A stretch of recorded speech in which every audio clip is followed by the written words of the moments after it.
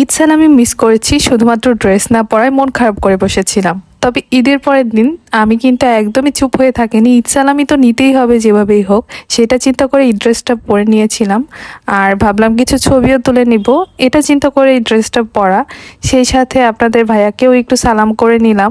ঈদের দিন বেচারা 500 টাকা হাতে দিয়ে আমাকে বলে, এ নাও তোমার সালামি। আমি তো নেই 500 টাকা দিয়ে আবার ঈদ সালামি হয় নাকি? গতবার পাম্পটি দিয়ে প্রায় 2000 টাকা নিয়েছিলাম। এবার চিন্তা করেছি একটা পাকিস্তানি ড্রেস কেনার পরিমাপে ঈদ সালামি না দিলে নিবই না। তারপরেও বেচারা থেকে টাকা নিতে যেয়ে তো নাজেহাল হয়ে গেছি, সব টাকা দিয়ে দিয়েছে। পরে সেই টাকাগুলো নিয়ে আমাকে 10 টাকা হাতে দিয়ে বলে, এটাই তোমার সালামি। কি একটা অবস্থা দেখেন। তারপর বলে বলে 1000 টাকা পেয়েছি। যাই হোক, এটাই অনেক, আলহামদুলিল্লাহ। বেশি আশা করা উচিত না। তারপরে আমরা ঘুরতে বেরিয়েছিলাম নিরুদ্দেশ্যে। কোথায় যাব আমরা কেউই জানি না, তবে কোলাহলপূর্ণ জায়গায় যাব না, কোলাহল ছাড়া কোথাও। তবে আমার কোনো একটা রেস্টুরেন্টে যাওয়ার ইচ্ছা ছিল, যেখানে আমি সুন্দর কিছু পিকচার নিতে পারবো। এরপর নয়াকান্দির দিকে যাওয়া হচ্ছিল আমাদের। এখন জামাই বলছে চলো গ্রামের ভিতর দিয়ে তোমাকে ঘোরাই। তখন আমি বলে উঠেছি, আমি তো ভাই গ্রামের মেয়ে, গ্রামের মাটি গাছপালা এগুলো দেখে দেখে বড় হলাম।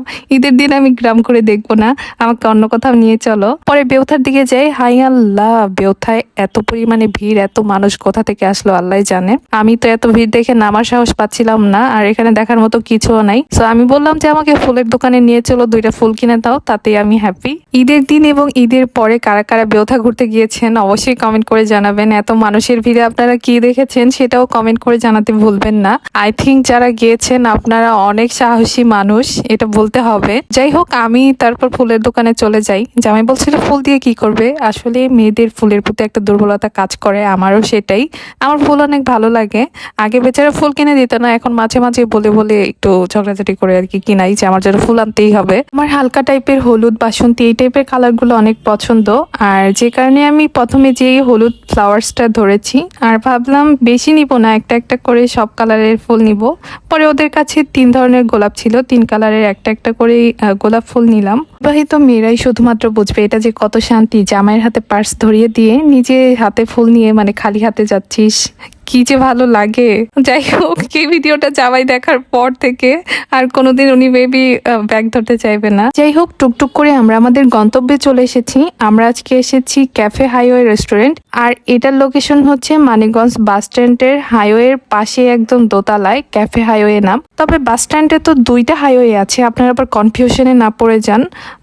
রাজ হোটেলের পাশেই যে হাইওয়েটা রয়েছে সেখানে দোতলায় কিন্তু আপনারা এই রেস্টুরেন্টটা পেয়ে যাবেন। ঈদের পরের দিন আমি গিয়েছিলাম, খুব একটা ভিড় ছিল না, সবাই মনে হয় বেউথার দিকে গিয়েছে। আমি আবার একটা কোল্ড কফি, আপনাদের ভাইয়া একটা হট কফি অর্ডার করেছিল, সেই সাথে একটা ক্যাশনাট সালাদও অর্ডার দিয়েছিলাম।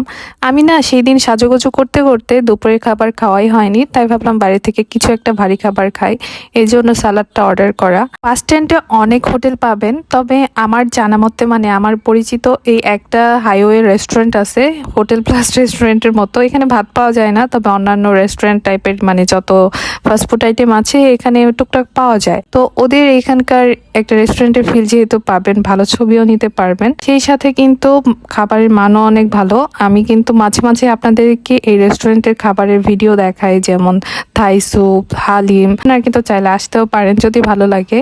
আর আমাদের রাতের ঘোরাঘুরিটা কিন্তু এইটুকুই ছিল, বিকাল থেকে রাত পর্যন্ত। যাই হোক, আজকের ব্লগটা কেমনে যে আমি এডিট করছি, কেমনে যে ভয়েস দিছি আপনাদের বলে বোঝাতে পারবো না।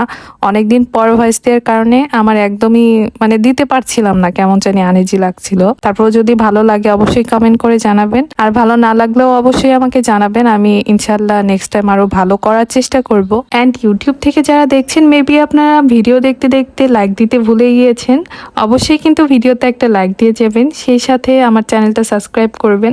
অ্যান্ড ফেসবুক থেকে যারা দেখছেন অবশ্যই পেজটি ফলো দিয়ে পাশে থাকবেন। আর আজকের মতো এখানে বিদায় নিচ্ছি, সবাই ভালো থাকবেন, আল্লাহ হাফেজ।